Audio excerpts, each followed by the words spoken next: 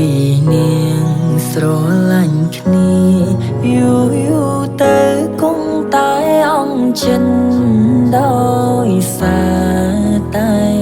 មាននាងទី3ធ្វើឲ្យយើងឆ្លងគ្នាជារៀងរា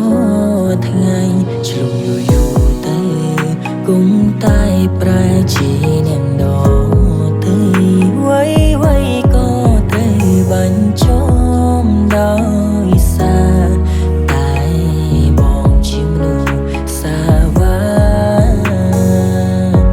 ច្រឡំតែឆាទៅអូនច្រឡំថាយើងជាសង្សារច្រឡំថាពុំយើងមិនតន់បែកគ្នាឲ្យបងសុំទងណាពុំមានដែលចូលចិត្តទៅរំខាននោមភ្លេចថាពុំយើងបែកគ្នាយូរហើយឲ្យសង្សារអើយតើធ្វើយ៉ាងណាទៅបងភ្លេចអូនបានបើចិត្តមួយនឹងនៅតែគិតគ្រប់រឿងសាងរងគ្នា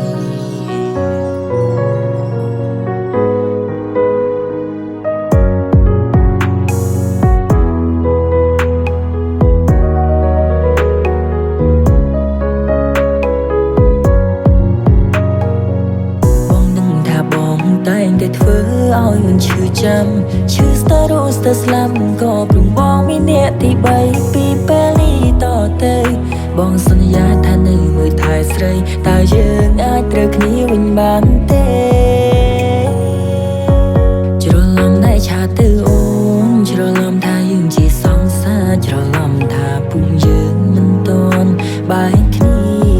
ឲ្យបងសុំទងណាពុំចិត្តទៅរំខាននោមភ្លេចថាពុំយើងបែកគ្នាយូរហើយឲ្យសង្សារអើយតើធ្វើ